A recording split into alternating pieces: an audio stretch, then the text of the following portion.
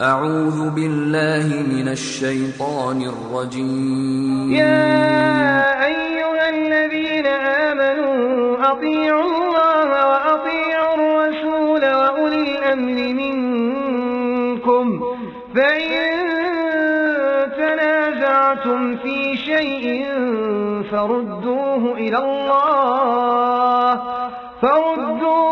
الله والرسول إن كنتم تؤمنون بالله واليوم الآخر ذلك خير وأحسن تأويلا وكل محدثة بدعة وكل بدعة ضلالة وكل ضلالة في النار رب اشرح لي صدري ويسر لي أمري واحلل عقدة من لساني يفقهوا قولي رب أعوذ بك من همزات الشياطين وأعوذ بك رب أن يحضرون اعوذ باللہ السمیع العلیم من الشیطان الرجیم یا ایہا الذین آمنوا اطیعوا اللہ واطیعوا الرسول واولی الامر منکم فإن تنازعتم فی شیء فردوه الی اللہ والرسول ان کنتم تؤمنون باللہ والیوم الآخر ذلک خیر واحسن تاویلا۔ سورۃ النساء آیت 59 میں اللہ رب العزت نے تمام مومنوں سے خطاب کرتے ہوئے فرمایا ہے یا ایھا الذین آمنوا، اے ایمان والو، اطیعوا اللہ و اطیعوا الرسول، اللہ کی اطاعت کرو اور اللہ کے رسول کی اطاعت کرو، واولی الامر منکم، اور تم میں سے جو صاحب امر ہیں، صاحب اقتدار ہیں، اہل علم ہیں، ان کی بھی اطاعت کرو۔ فَإِن تَنَازَعْتُمْ فِي شَيْءٍ، اور اگر کسی معاملہ میں، کسی مسئلہ میں کوئی تنازع، کوئی اختلاف ہو جائے، فَرُدُّوهُ إِلَى اللَّهِ وَالرَّسُولِ، تو اس شکل میں اس معاملے کو اللہ اور اس کے رسول کی طرف لوٹا دو، یعنی کتاب اللہ سے ہدایت حاصل کرو یا نبی اکرم صلی اللہ علیہ وسلم کی تعلیمات اور سنت رسول سے ہدایت حاصل کرو۔ ذالک خیر، یہی بہتر ہے، واحسن تاویلا، اور یہی بہتر تاویل، انجام کے اعتبار سے بھی یہی اچھی بات ہے۔ دنیا چاہے چھوٹا سا معاشرہ ہو، چاہے ملک ہو، چاہے پوری دنیا ہو، اور چاہے معاشرے کا ایک چھوٹا سا رکن، معاشرے کی ایک اکائی، ایک خاندان کیوں نہ ہو، اور چاہے تو خاندان کی بھی ایک اکائی، ایک گھر ہی کیوں نہ ہو، اس گھر کو چلانے کے لیے ضروری ہے کہ اس گھر کا ایک انتظام ہو، ایک نظم و نسق ہو۔ اس گھر کو چلانے کے لیے کسی ایک کو اپنا بڑا مان لیا گیا۔ اگر گھر میں کسی کو بڑا نہ مانا جائے تو آپ سمجھ سکتے ہیں کہ 5، 7، 10 جتنے بھی لوگ ہوں گے، اگر ہر شخص اپنی ہی مرضی کرے تو کیا گھر کا نظام چلے گا؟ گھر کا نظام درہم برہم ہو کر رہ جائے گا۔ ضروری ہے کہ گھر کے سربراہ خاندان، سربراہ قبیلہ، سربراہ قوم یا سربراہ ملک، ان کی اطاعت کی جائے۔ اللہ رب العزت نے یہ نظام مقرر کیا، اللہ رب العزت نے اس نظام کو مسلمانوں پر واجب قرار دیا ہے۔ امامت عظمیٰ سوائے کچھ معتزلی لوگوں کے یا خارجیوں کے، خارجیوں کو آپ جانتے ہیں کون ہیں، جو ہر کسی کو کافر قرار دیے چلے جا رہے ہیں، ہم صرف مسلمان ہیں، باقی ساری دنیا کافر، یہ خارجی لوگ ہیں۔ ان خارجیوں اور معتزلیوں کے علاوہ تمام علماء اہل سنت اس بات پر متفق ہیں کہ امامت عظمیٰ ہونی چاہیے، کسی کو اپنا امام، اپنا سربراہ یا اپنا لیڈر ماننا چاہیے۔ اور یہ ہمارے گھر سے شروع ہو کر معاشرہ اور پھر قوم اور پھر پوری دنیا، آج پوری دنیا کے لیے بھی لیڈر بنے ہوئے ہیں۔ یہ الگ بات ہے کہ مسلمانوں نے کافروں کو اپنا لیڈر مان رکھا ہے۔ آج یو کا وہ کیم مون یا کیا ہے، پوری دنیا جس میں 56 اسلامی ملک ہیں، اور باقی 100 کے قریب غیر مسلم ملک ہیں، سب نے مل کر کی مون پتہ نہیں کیا ہے وہ، اس کو اپنا حاکم مان رکھا ہے، سیکرٹری جنرل آف UN۔ لیکن ایک انتظام ہے دنیا چلانے کے لیے۔ اللہ رب العزت نے ہمیں وہ دین دیا ہے جس دین میں دنیا چلانے کے لیے اور آخرت کمانے کے لیے سارے گر موجود ہیں۔ کسی نظام، کسی دوسری قوم کا کوئی بھی کام ہمیں کوئی مجبوری نہیں ہے کہ ہم کسی سے لیں، بلکہ اللہ رب العزت نے حجۃ الوداع کے موقع پر نبی اکرم صلی اللہ علیہ وسلم کا پہلا اور آخری حج تھا۔ اللہ تعالیٰ نے آسمان سے سورۃ المائدہ آیت نمبر 3 نازل فرمائی اور اس میں ارشاد فرمایا الیوم اکملت لکم دینکم واتممت علیکم نعمتی ورضیت لکم الاسلام دینا۔ مسلمانوں، آج میں نے تم پر تمہارا دین مکمل کر دیا ہے، اپنی نعمت کا تم پر اتمام کر دیا ہے اور تمہارے لیے دین اسلام کو پسند کر دیا ہے۔ اللہ نے دین اسلام مسلمانوں کے لیے، انسانوں کے لیے پسند کیا، اور صرف آج سے 1400 سال پہلے کے 150 سالوں کے لیے نہیں، بلکہ یہ دین اسلام قیامت تک کے لیے اس خلافت ارضی کو چلانے کے لیے بہترین نظام ہے۔ خلافت ارضی، اللہ رب العزت نے دنیا میں آدم علیہ السلام کو خلیفہ قرار دیا نا، انی جاعل فی الارض خلیفہ، سورہ بقرہ شروع میں، اے فرشتو میں زمین میں خلیفہ بنانے جا رہا ہوں۔ بعض لوگ اس کا ترجمہ کرتے ہیں کہ میں اپنا خلیفہ بنانے جا رہا ہوں، جبکہ یہاں ایسی کوئی بات نہیں ہے، اپنا خلیفہ نہیں، مطلقاً خلیفہ، میں ایک خلیفہ بنانے جا رہا ہوں۔ اور بنی آدم آپس میں ایک دوسرے کے خلیفہ ہوتے ہیں، اللہ کا خلیفہ کوئی ہو سکتا ہے؟ اللہ کا خلیفہ نہیں۔ خلافت ارضی کو چلانے کے لیے اللہ رب العزت نے ہمیں وہ نظام دیا جو قیامت تک کسی کمی کا کبھی کسی مسلمان کو احساس نہیں ہونے دے گا۔ اگر کسی کو اس قرآن کریم میں کوئی کمی بیشی نظر آتی ہے، وہ اپنے دماغ کے فطور کا علاج کروائے، اپنی عقل کی گولیاں کھائے، اسے قرآن کریم میں نقص نکالنے کی کوئی گنجائش نہیں ہے۔ اللہ رب العزت نے ہمیں یہ قرآن دیا، دین کو مکمل کیا، خلافت ارضی کو قائم کرنے کے لیے ہمیں بہترین قانون دے دیا۔ اس قانون کے ذریعے ہی اللہ رب العزت نے ہمیں یہ حکم دیا کہ اے ایمان والو، اطیعوا اللہ، اللہ کی اطاعت کرو، واطیعوا الرسول، رسول کی اطاعت کرو۔ ان دو کی اطاعت مطلق قرآن کریم میں آ گیا، جی مانے یا نہ مانے، دنیا ساری ایک طرف کھڑی ہو جائے، قرآن کے حکم کو ماننا ہوگا۔ یہ مسلمان کا ایمان ہے۔ صحیح سند کے ساتھ کسی حدیث میں مسئلہ ثابت ہو جائے، امام چاروں ایک طرف، دنیا بھر کے محدثین ایک طرف، دنیا بھر کے مفسرین ایک طرف، ماں باپ استاد ایک طرف اور حدیث رسول ایک طرف، حدیث کو ماننا ہوگا۔ مسلمانوں کا اس بات پر ایمان ہے۔ یہ الگ بات ہے کہ ہم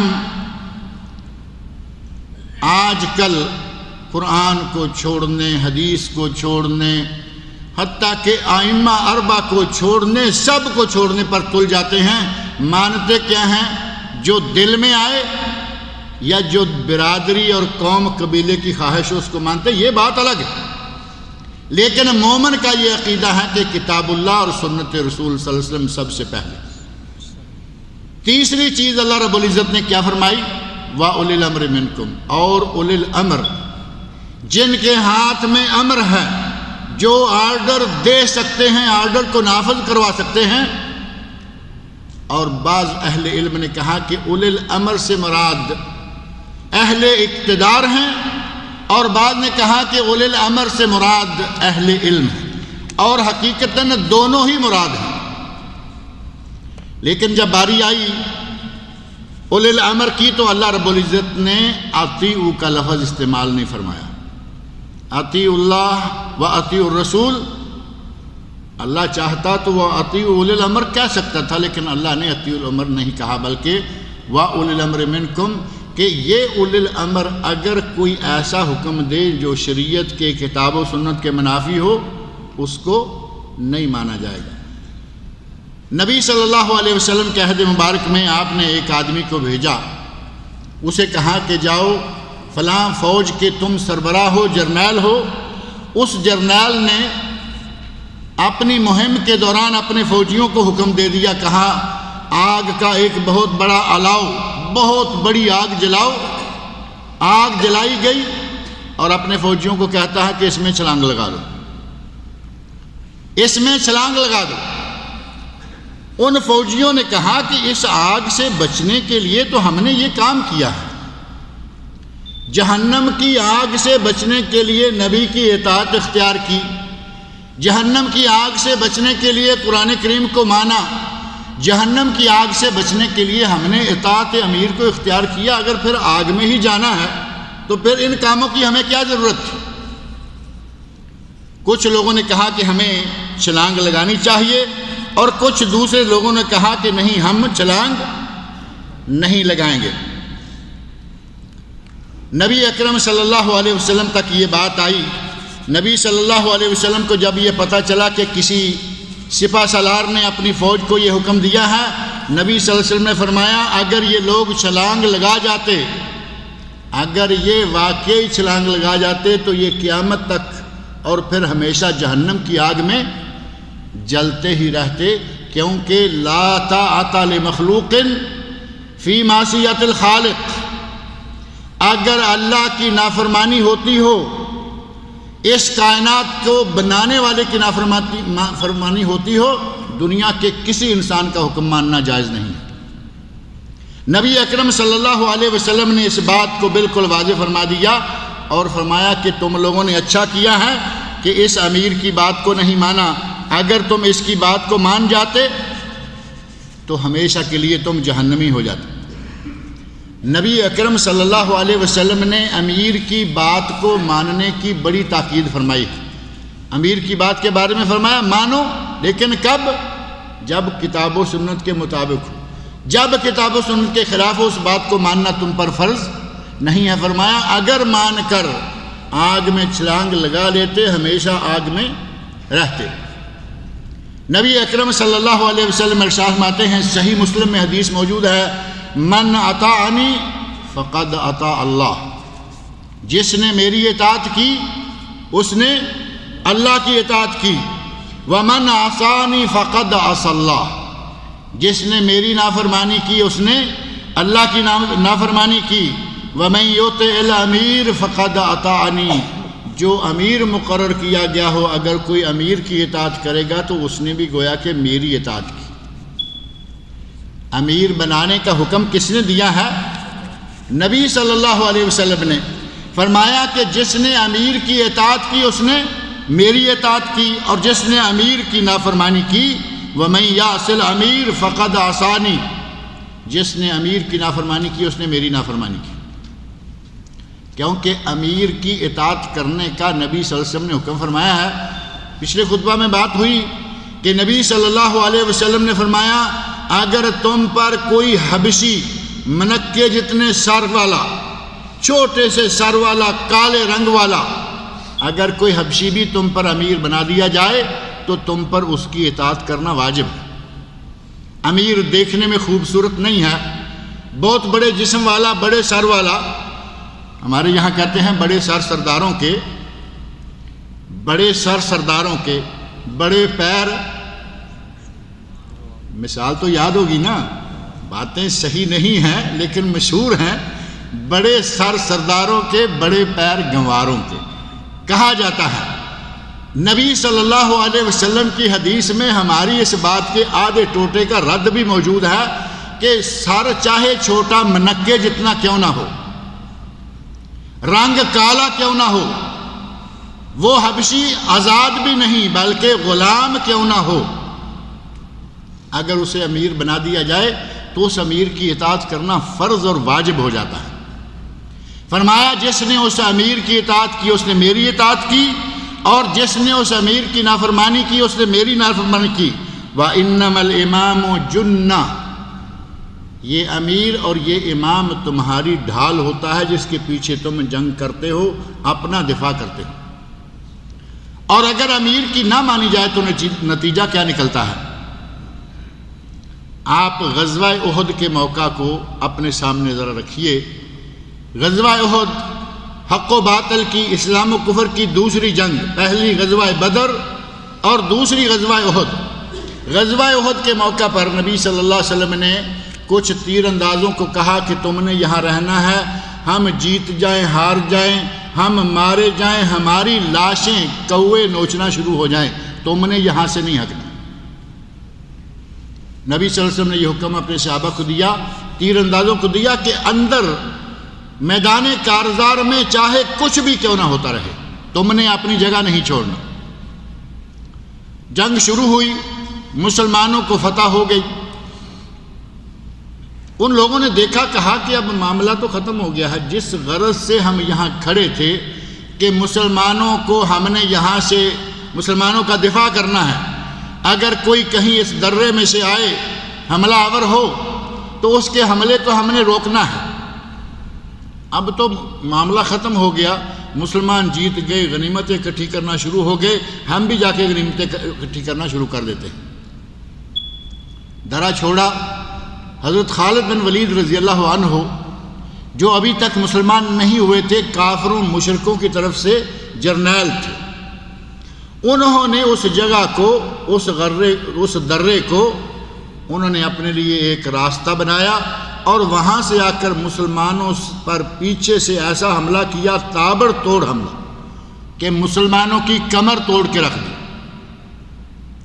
بہت سارے مسلمانوں کو شہید کیا۔ نبی صلی اللہ علیہ وسلم کے دندان مبارک اسی موقع پر شہید ہوئے۔ نبی صلی اللہ علیہ وسلم کے کندھے پر اتنا زوردار زخم آیا، اتنا زوردار مارا گیا کہ آپ درد سے نڈھال ہو گئے، دانت ٹوٹ جائیں، کندھے پہ زوردار ضرب لگ جائے، آپ نڈھال ہو گئے، اس غار پہ جا کے بیٹھ گئے جو آپ لوگوں نے اکثر دیکھی ہوگی۔ یہ نتیجہ کس بات کا تھا؟ مسلمانوں کو یہ مار کیوں پڑی؟ مسلمانوں نے اپنے امیر کی اطاعت کی بجائے اپنی مرضی کی۔ نافرمانی میں نہیں کہتا، کیونکہ صحابہ کرام ہماری طرح نہیں تھے، وہ لوگ ہماری طرح نہیں تھے کہ برادری ہے، ماں باپ کہہ رہے ہیں، لڑکے کی پھوپھی کہہ رہی ہے، چاچا کہہ رہا ہے کہ ہم نے یہ اور وہ کرنا ہے، اس لیے کرنا ہی کرنا ہے۔ وہ ایسے نہیں تھے، نافرمانی نہیں، سوچا کہ اس جگہ اب ہماری ضرورت نہیں رہی۔ نبی صلی اللہ علیہ وسلم کا حکم ایک مخصوص وقت کے لیے تھا، وہ وقت نکل گیا۔ اس فہم کی غلطی نے مسلمانوں سے نافرمانی کا رنگ بنوا دیا کہ چھوڑو نہیں، اس جگہ سے ہٹو نہیں، چاہے ہماری لاشیں چیلیں اور کوے کھا جائیں۔ مسلمانوں نے جگہ چھوڑ دی، نبی صلی اللہ علیہ وسلم کے حکم کی بظاہر نافرمانی ہو گئی۔ نتیجہ کیا نکلا؟ مسلمانوں کو سخت شکست کا سامنا کرنا پڑا۔ امیر کی اطاعت میں اگر وہ وہاں رہتے، درہ خالی نہ ہوتا، مسلمانوں پہ حضرت خالد بن ولید رضی اللہ عنہ کو حملہ کرنے کا موقع ہی نہ ملتا۔ اللہ رب العزت نے قرآن کریم میں، نبی صلی اللہ علیہ وسلم نے اپنی احادیث میں ہمیں یہ حکم دے رکھا ہے کہ امیر کی اطاعت ہونی چاہیے۔ اگر امیر کی اطاعت نہ کی جائے تو اس میں بہت سارے نقصانات ہیں۔ اور امیر کی اطاعت بھی کیسی ہو؟ اللہ نے امیر کی اطاعت کرنے کا حکم دیا، حاکم کی اطاعت کرنے کا حکم دیا، اور اس میں ایک تو جاہلیت کے زمانہ کی خلاف ورزی تھی۔ پچھلے خطبہ میں باتیں آئیں کہ عہد جاہلیت میں کیا کیا ہوتا تھا۔ 100 کے قریب ہمارے سعودی عرب کے عالم شیخ الاسلام محمد بن عبد الوہاب نے مسائل الجاہلیہ 100 کے قریب انہوں نے اکٹھے کیے، اور بعض اہل علم نے 300 تک مسائل اکٹھے کیے۔ ان مسائل میں سے پچھلے خطبے میں یہ بات ذکر کی گئی ہے کہ ایک یہ تھا کہ وہ لوگ سمجھتے تھے کہ کسی کی اطاعت کرنا ذلت و رسوائی ہے، امیر کی، حاکم کی بات کو ماننا وہ اپنے لیے ذلت و رسوائی سمجھتے تھے۔ نبی صلی اللہ علیہ وسلم نے اس کے برعکس حکم دیا کہ اپنے امیر کی مانو، اپنے حاکم کی مانو، اپنے حاکم کی اطاعت کرو، اسی میں تمہارے لیے خیر ہے۔ اور فرمایا جس نے من اطاع الامیر فقد اطاعنی، جس نے امیر کی مانی اس نے میری مانی، ومن یعص الامیر فقد عصانی، اور جس نے امیر کی نافرمانی کی اس نے گویا کہ میری نافرمانی کی۔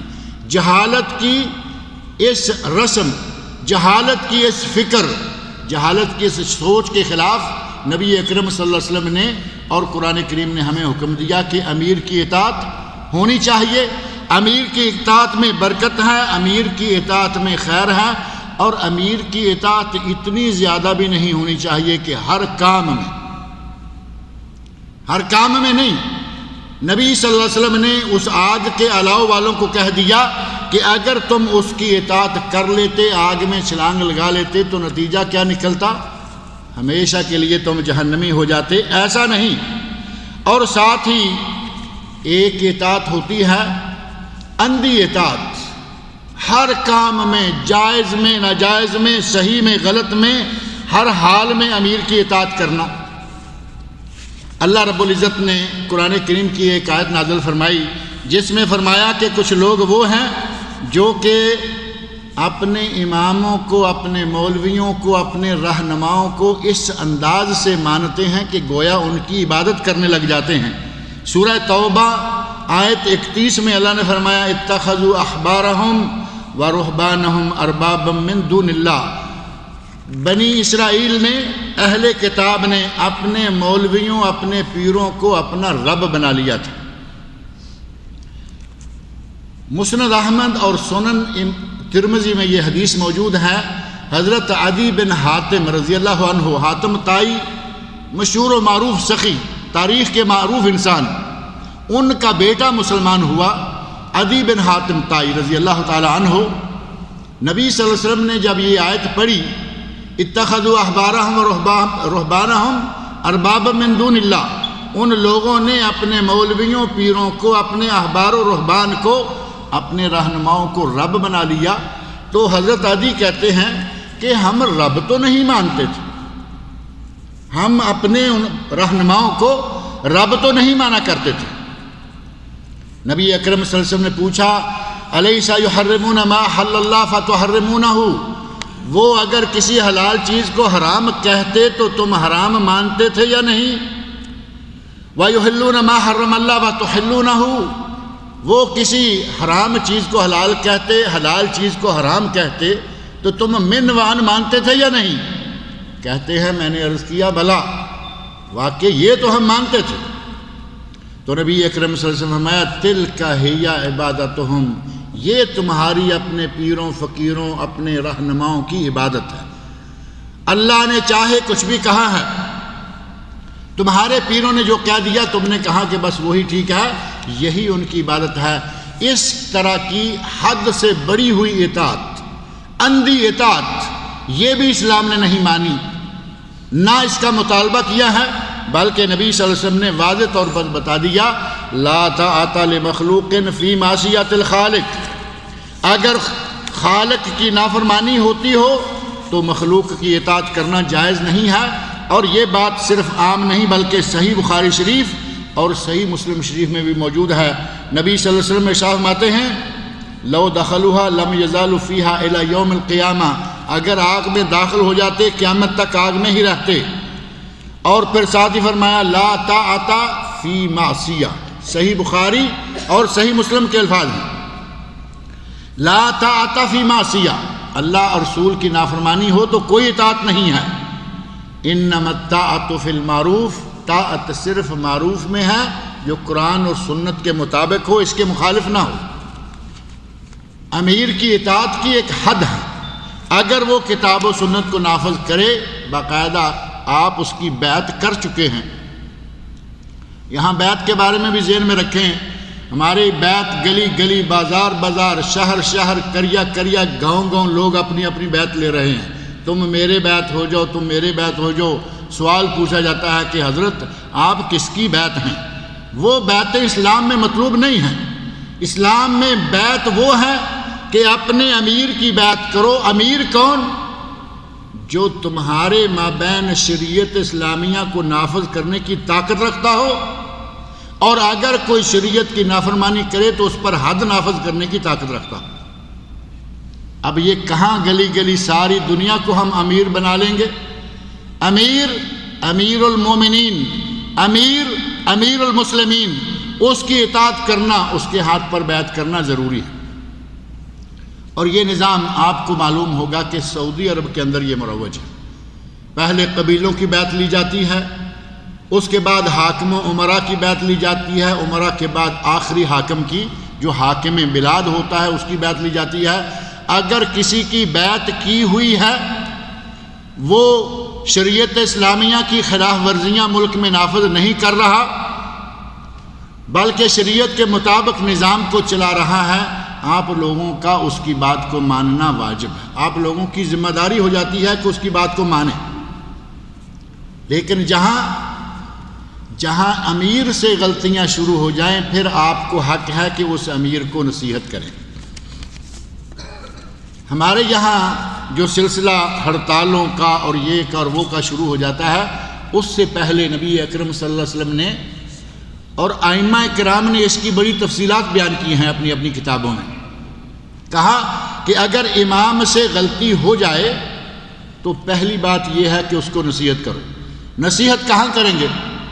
منبر پہ کھڑے ہو کر، بازار میں کھڑے ہو کر، لوگوں کا ایک بہت بڑا اجتماع کر کے اس میں کہیں گے کہ امیر سے غلطی ہو رہی ہے؟ نہیں۔ حدیث میں آتا ہے کہ اس امیر کا ہاتھ پکڑو اور اسے کسی گوشے میں لے جاؤ، امیر کو تنہائی میں اکیلے بیٹھ کر نصیحت کرو۔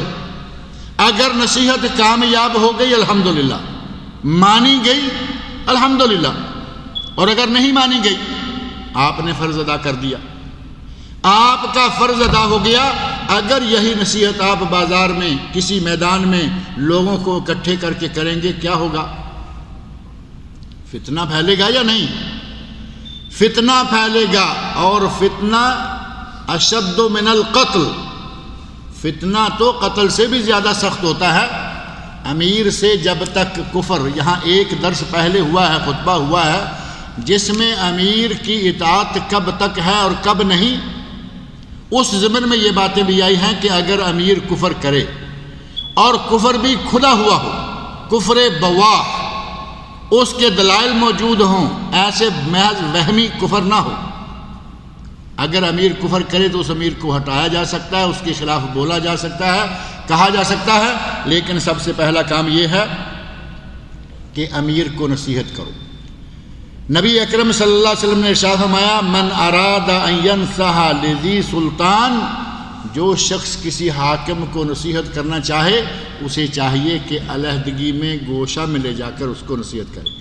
اگر ان ہدایات کو ہم مانیں تو یقیناً ہمارے ملکوں کا نظام جو ہے وہ بہت صحیح چلے، کیونکہ یہ کتاب و سنت کی روشنی میں، کتاب و سنت کے دلائل کی روشنی میں آپ کا احتجاج بھی ہوگا، آپ کی اطاعت بھی ہوگی۔ اطاعت جب تک کتاب و سنت کے مطابق حکم ملتا رہے، اور جب کتاب و سنت سے حکم نکلنا شروع ہوئے فوری طور پر امیر کو نصیحت کریں اور امیر کے لیے دعا مانگیں۔ ہم پہلا کام ہی یہ کرتے ہیں کہ جس کے خلاف ہوئے فوری طور پر باہر لوگوں کو اکٹھا کیا، مظاہرہ شروع کر دیا۔ پہلا کام یہ ہے کہ اس کو اکیلے میں نصیحت کریں، دوسرا کام یہ ہے کہ اس کے لیے ممبر پر، اس کے لیے جلسوں میں، درسوں میں دعائیں مانگیں کہ یا اللہ ہمارے امیر کو، ہمارے حاکم کو، ہمارے بادشاہ کو کتاب و سنت پر چلنے کی اور لوگوں کو چلانے کی توفیق عطا فرما۔ یہ دعا کرنی چاہیے کہ حاکم بھی کتاب و سنت پر چلے، اپنی رعایا کو بھی کتاب و سنت پر چلائے۔ شیخ الاسلام ابن تیمیہ، امام الزیلعی، اسی طرح امام طحاوی، علامہ ابن قیم، ملک کے، قوم کے بڑے بڑے سابقہ رہنما اور موجودہ رہنما آج تک یہ کہتے آ رہے ہیں کہ امیر کو نصیحت کرو اور امیر کے لیے دعا مانگو، یہ ہمارا واجب ہے، فرض۔ اگر امیر کے لیے اللہ سے دعا کریں سارے قوم کے لوگ تو ظاہر ہے کہ اللہ تعالیٰ ماننے والا ہے۔ جب ہم سب کہیں گے یا اللہ ہمارے حاکم کو قرآن پر چلنے والا، ہمارے حاکم کو سنت رسول پر چلنے والا بنا، اللہ ہماری دعا سنے گا، حاکم کتاب و سنت پر چلے گا، اور جو حاکم کتاب و سنت پر ہوگا تو رعایا کہاں ہوگی؟ الناس علی دین ملوکہم، معروف ہے کہ لوگ اپنے بادشاہوں کے دین پر ہوتے ہیں، حاکم کتاب و سنت والا ہوگا تو عوام اور رعایا کتاب و سنت پر چلیں گے۔ حاکم تھوڑی دیر کے لیے یا تھوڑے سے عرصہ کے لیے تھوڑے سے اسلامی احکام لے کر آیا تھا پاکستان میں، تھوڑے سے اسلامی احکام، پورا اسلام نہیں، کہا کہ نماز پڑھنی چاہیے۔ آپ کو معلوم ہے کہ پاکستان میں دفتروں میں مسلے بن گئے تھے، مسجدیں بن گئی تھیں، حاکم نے کہا کہ ہمیں یہ شیروانی پہننی چاہیے، یہ پینٹ کوٹ ٹائیاں چھوڑو، جگہ جگہ شیروانیاں، ہر آفیسر کے گلے میں ٹائی تھی، نکل گئی، اور شیروانیاں اور ایسکنے اور واسکوٹے شروع ہو گئے۔ الناس علی دین ملوکہم، لوگ اپنے بادشاہوں کے دین پر ہوتے ہیں، کیونکہ دین، اللہ کا دین اگر کتاب و سنت سنائیں تو وہ اتنا کام نہیں کرتا جتنا کہ حاکم کا ڈنڈا کام کرتا ہے۔ ان اللہ یضع بالسلطان ما لا یضع بالقرآن، اللہ سلطنت کے ذریعے وہ کام کروا لیتا ہے جو قرآن کے ذریعے نہیں ہوتے۔ قرآن کو پڑھے گا ٹھیک ہے، نہ پڑھے گا، قرآن تو کسی کے گلے میں نہیں پڑے گا نا، اس کو کوئی مانے گا ٹھیک ہے، نہ مانے گا تو کیا ہوگا، لیکن حاکم کہے گا یہ کام ہوگا اور رعایا کرے گی کہے گی کہ نہیں ہوگا، ایسا نہیں ہوتا۔ ان اللہ یضع بالسلطان ما لا یضع بالقرآن، ڈنڈے کے زور سے کچھ ہم کام وہ کر لیتے ہیں جو کتاب و سنت کی واضح نصوص کی روشنی میں بھی نہیں کرتے۔ حاکم کے لیے دعا مانگے کہ اللہ حاکم کو نیک کرے، کتاب و سنت پر چلنے والا اسے بنائے، اور اللہ رب العزت اس کی برکت سے ہی پھر انشاءاللہ ساری رعایا کو بھی مسلمان بنائے گا، دیندار بنائے گا، کتاب و سنت پر چلنے والا بنائے گا۔ فرمایا نبی اکرم صلی اللہ علیہ وسلم نے تم میں سے بہترین حاکم وہ ہیں، تم میں سے بہترین لوگ وہ ہیں جو اپنے حاکم کی اطاعت کرتے ہیں، اور بہترین حاکم وہ ہیں جو اللہ رسول کی اطاعت میں رہتے ہیں۔ اللہ سے دعا ہے کہ وہ مجھے اور آپ سب لوگوں کو کتاب و سنت کی روشنی میں اپنا ہر قدم اٹھانے کی توفیق عطا فرمائے، وہ قدم یہاں ہو، اپنے ملکوں میں ہو، یا دنیا کے کسی بھی خطے میں ہو، اللہ تعالی ہمیں کتاب و سنت کی روشنی پر عمل کرنے، کتاب و سنت کے مسائل پر چلنے کی اللہ تعالی ہم سب کو توفیق عطا فرمائے۔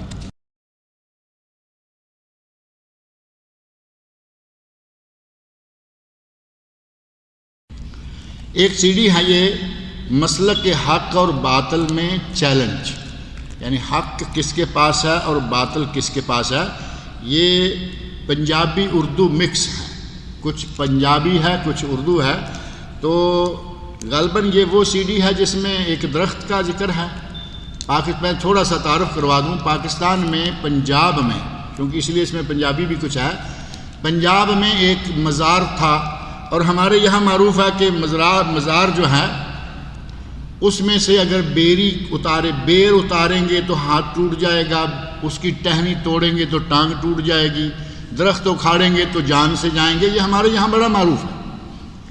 ایک بیری والے کسی بابا نے یہ اعلان کر رکھا تھا کہ میرے پیر کی بیری توڑنے والے کی ٹانگ ٹوٹ جاتی ہے۔ کوئی بیچارہ کوئی جلا کٹا وہابی تھا، اس نے کہا کہ یار کیوں اتنا ظلم کماتے ہو، یہ تو اگر نیک آدمی تھا تو کسی کی ٹانگ کیوں توڑے گا، نیک آدمی تم پیر مانتے ہو، اگر یہ نیک تھا تو ٹانگ کیوں توڑے گا؟ کہا کہ نہیں یہ ایسا کرتا ہے۔ اس نے کہا کہ معاہدہ لکھو، جو زندہ ہیں، یعنی یہ جو تم مریدوں کی ٹولی ہو، جو زندہ ہیں ان سے مجھے تم بچا لو، اور اس مردے سے میں خود بچ لوں گا۔ مردے سے بچنا میرا کام، ان زندوں سے مجھے تم بچا لینا، یعنی میرا دفاع تم کرنا۔ اس درخت کو میں کاٹوں گا، میں لکھ کے دیتا ہوں کہ اگر میں مر گیا، میری ٹانگ ٹوٹ گئی، میں سب کو معاف کرتا ہوں، میرا خون میری گردن پر۔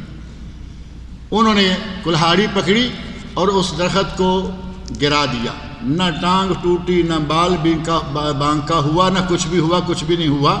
اس میں وہ سارا آنکھوں دیکھا واقعہ، معاہدہ یہ اور وہ اس ضرب خلیل کا پورا واقعہ اس سی ڈی میں موجود ہے، اور سی ڈی باہر آپ کو مل جائے گی۔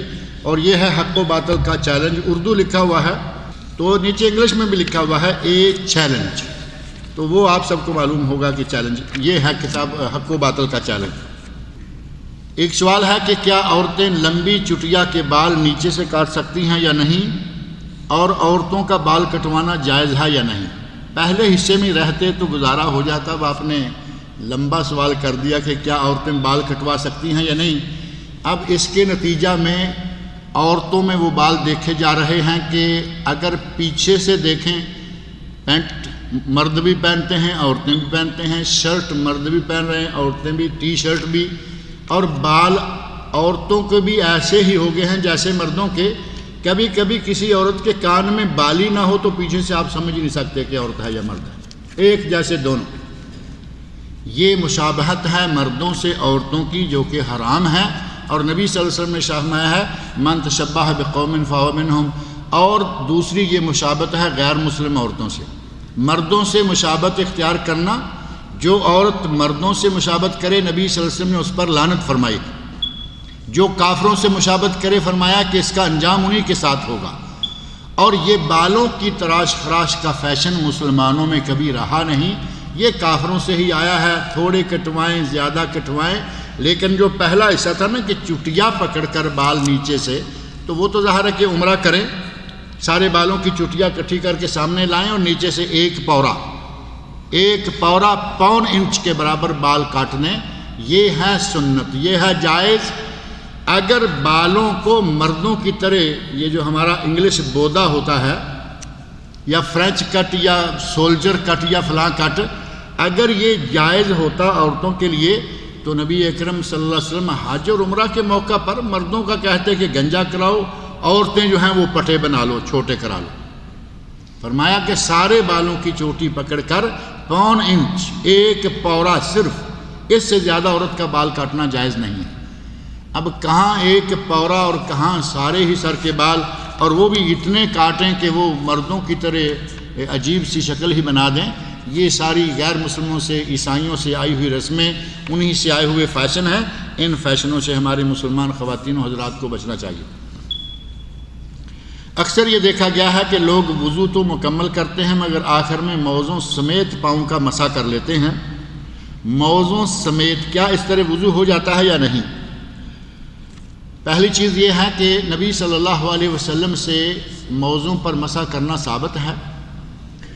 نبی صلی اللہ علیہ وسلم وضو کرنے لگے، وہ صحابی جو ہمیشہ آپ کا وضو کا پانی آپ پہ ڈالا کرتے تھے، وہ موجود ہیں، وہ پانی ڈال رہے ہیں لوٹے سے یا کسی برتن سے۔ نبی صلی اللہ علیہ وسلم نے وضو مکمل فرمایا۔ جب پاؤں کی باری آئی تو ان صحابی نے آگے بڑھ کر آپ کے موزے نکالنے کا ارادہ فرمایا کہ میں موزے نکالوں تاکہ آپ پاؤں کو بھی دھو لیں۔ تو نبی صلی اللہ علیہ وسلم فرمایا دعہما فإنی ادخلتہما طاہرتین، ان موزوں کو چھوڑ دو، ان کو میں نے پاک یعنی وضو کی حالت میں پہنا ہے۔ اور پھر آپ نے اپنے موزوں پر گیلے ہاتھ کی انگلیاں پھیر دیں۔ گیلے ہاتھ کی انگلیاں یعنی یہ دایاں پاؤں ہے، ایسے دائیں ہاتھ سے اس کے اوپر انگلی گزار دیں، یہ بایاں پاؤں ہے، اس کے اوپر بائیں ہاتھ سے، یا ایسے دونوں پاؤں پہ اکٹھے، یا افضل اور صحیح تر یہ ہے کہ پہلے دونوں ہاتھوں سے دائیں پاؤں پر اور پھر بائیں پاؤں، جیسے پہلے دھویا جاتا ہے دایاں اور پھر بایاں۔ لیکن اگر آپ ایسے یکدم دونوں ہاتھوں پہ دونوں پاؤں پہ دونوں ہاتھوں سے مسح کر لیں گے تو جائز ہے۔ علامہ ابن باز رحمۃ اللہ نے لکھا کہ افضل یہ ہے کہ پہلے دایاں پھر بایاں، لیکن اکٹھے بھی کر لیں گے تو جائز ہے، حرج کوئی نہیں۔ یہ ہے چمڑے کا موزہ۔ اب پیچھے آ گیا جراب، نائلون کی، کاٹن کی، سوت کی، یہ کی وہ کی، جتنی بھی ہیں وول کی، ان جرابوں پر مسح کرنا بھی صحیح حدیث کی روشنی میں ثابت ہے۔ ہمارے لوگوں کو زیادہ اعتراض اس پر ہے، چمڑے والے موزے پر کسی کو اعتراض نہیں ہوتا، اور جرابوں پر اعتراض ہے۔ جرابوں پر مسح جائز ہے، اور امام ابو حنیفہ رحمۃ اللہ علیہ کو جب تک یہ حدیث نہیں پہنچی جرابوں پر مسح کی، تب تک وہ منع کرتے رہے کہ جرابوں پہ مسح نہیں ہوتا۔ ان کی طرف سے یہ منع کا مسئلہ بہت عام پھیل گیا، اور آخر عمر میں انہوں نے اس سے رجوع کر لیا۔ حدیث پہنچ گئی رجوع کر لیا، لیکن وہ رجوع اس وقت کے علماء کو سب کو نہیں پہنچا۔ امام شعرانی رحمۃ اللہ علیہ نے جو کہ خود حنفی ہیں، انہوں نے اپنی کتاب میں امام ابو حنیفہ رحمۃ اللہ علیہ کا رجوع ذکر کیا ہے، اور بعض دیگر علماء نے بھی یہ ذکر کیا ہے۔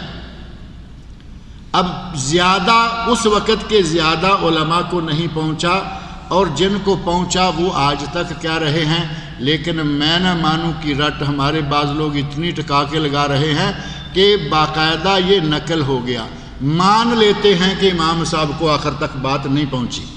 اگر حدیث صحیح میں یہ بات ثابت ہوگی تو کیا امام صاحب کی وجہ سے مسح چھوڑنا ہوگا یا نبی صلی اللہ علیہ وسلم کی حدیث کی وجہ سے مسح کرنا ہوگا؟ جواب مجھے آپ سے چاہیے۔ مسح کرنا جائز ہے، کرنا چاہیے، حدیث میں ثابت ہے۔ مان لیتے ہیں کہ امام صاحب رحمۃ اللہ علیہ کو یہ حدیث نہیں پہنچی، وہ بری ہیں، انہیں نہیں پہنچی، بری ہیں، لیکن جب پہنچ جائے اور پھر بھی کہے کہ میرے امام نے نہیں کیا تھا میں نہیں کروں گا، یہ آدمی بری نہیں ہو سکتا۔ اللہ سے دعا ہے کہ مجھے اور آپ سب لوگوں کو کتاب و سنت پر عمل کرنے کی توفیق عطا فرمائے۔